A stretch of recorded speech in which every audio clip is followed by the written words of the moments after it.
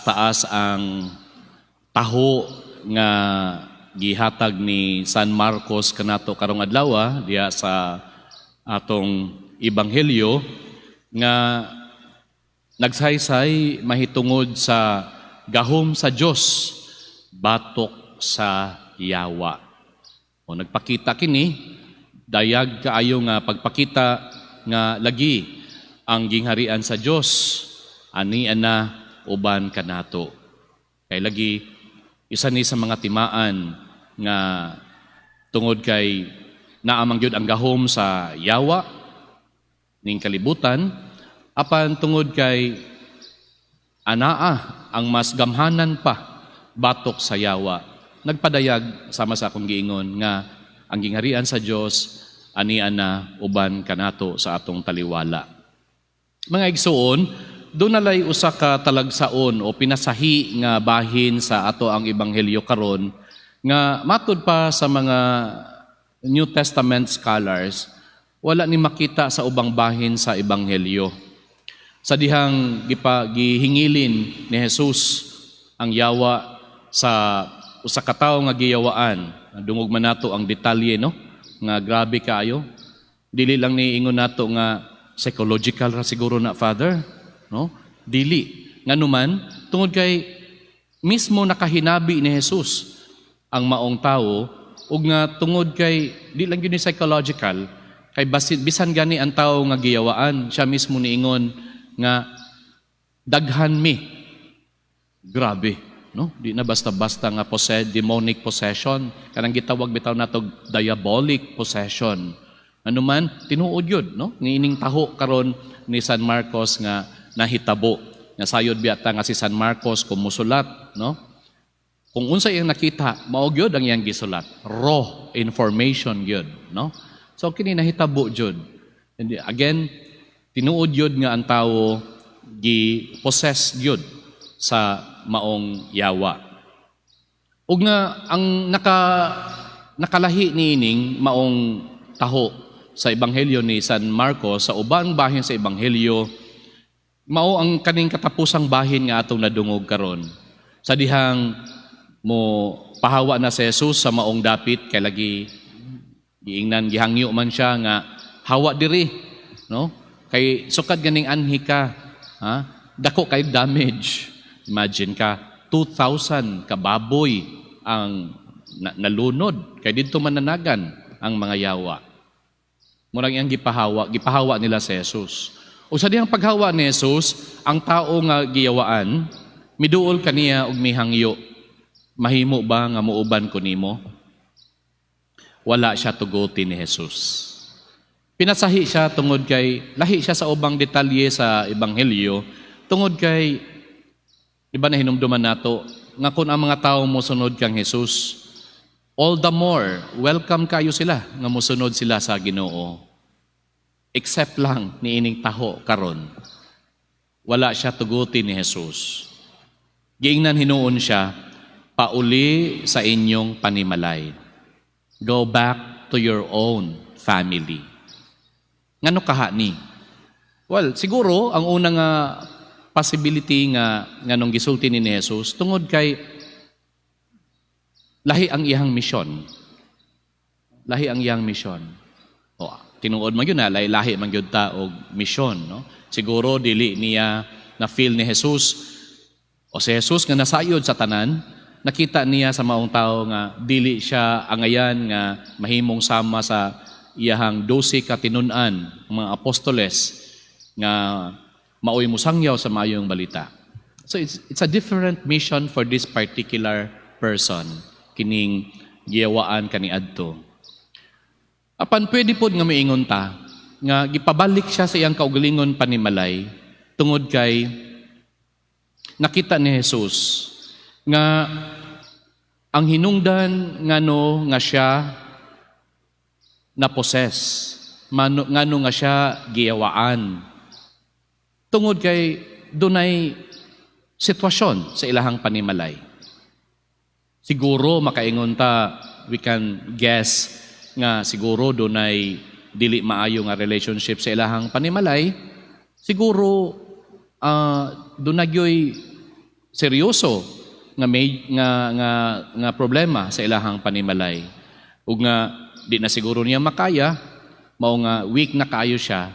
And then that's the time nga naka-experience siya og demonic possession. Mao nga gipauli siya ni Jesus. Aron nga iya usab nga matagamtaman nga ang ongoing healing sa maong tao mahitabo lamang diha sa panimalay. Buot pasabot nga most probably or in all possibility kita nga gikan sa atong panimalay, tagsa-tagsa ka panimalay, mahitabo jud nga diha ta masakitan sa panimalay. We get hurt in the family.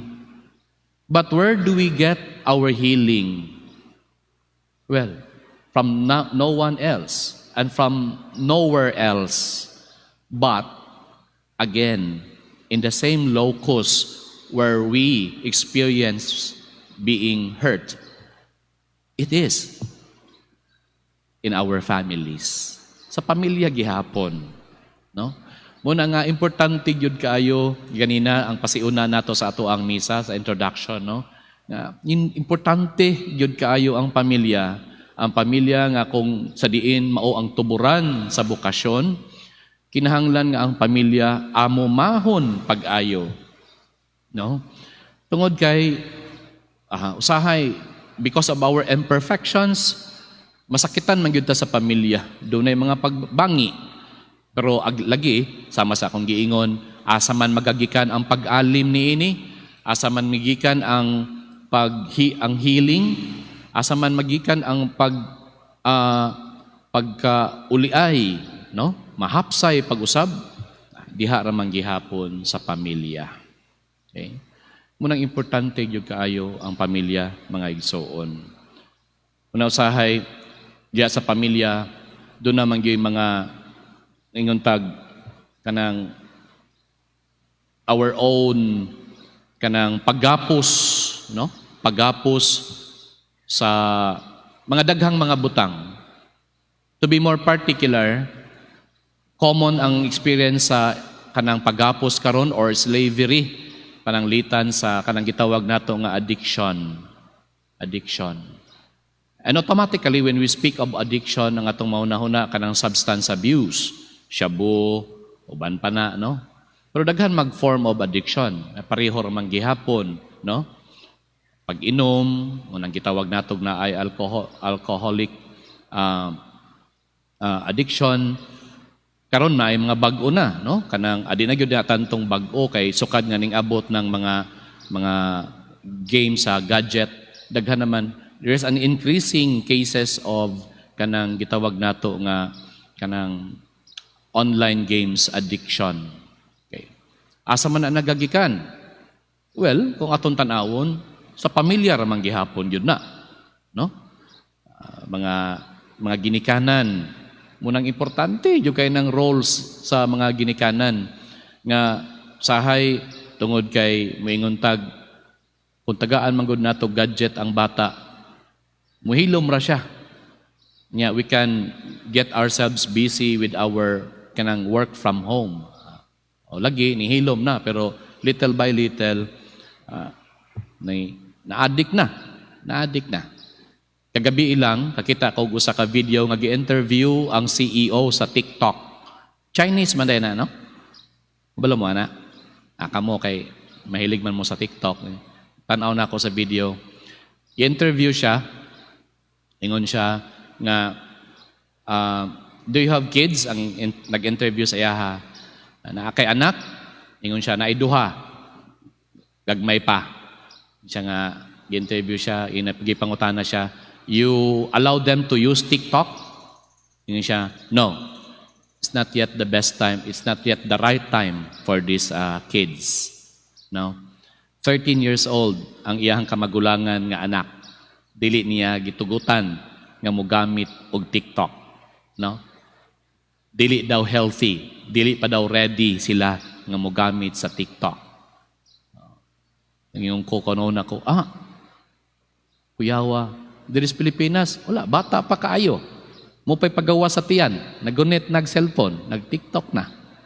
Ilan dito, 13, siya mismo presidente sa TikTok, dili pa guniton. Dili pa kung TikTok. And by the way, naadya na kuan sa TikTok settings diha, nga ikaw nga ginikanan, kinahanglan lang nimo siya unsa ni, imong i-adjust, no? Aron nga naay mga video sa TikTok nga dili makita sa imong anak nga dili angayan niya. Ang mga igsoon nga ako ang punto diri nga of course wala man siguro yung demonic possession or diabolical possession diha sa atong kasinatian diha sa panimalay. Pero murabag nagapos gihapon ta sama sa ato ang nadungog diri sa ebanghelyo, no? Even ourselves, we could no longer control na narata diha sa gadget, no? Like we without us knowing it, nanaday 2 hours nga milabay nga nagunit ra data sa ato ang cellphone, nagtan-aw ra data sa ato ang sa videos, no? It is not a demonic possession, pero klaro kaayo nga we are like already taken as slaves, no? Muratag mga ulipon ning mga nindot kaayo nga mga videos or diha sa social media. Muna nga mga igsuon, ang tanan mubalik yo diha sa pamilya. The family, especially the parents, no? Sa inyo magagikan ang pananglitan, ang pag-regulate sa paggamit sa internet, ang paggamit sa kining gadget, labi na sa mga bata. O dili lang sa mga bata. Again, sa ato nga mga hamtong. No? Kanang personal mastery, matud pa mo na pinakalisod kaayo. No? Again, ang possession, murala o kanang we could have no control about it. No? Muna nga importante kayo nga sa makausapa we have to undo everything. And then we have to bring in that discipline. Kanang gahom nga nagagikan lamang sa Ginoo. Hinaot paunta. Amen.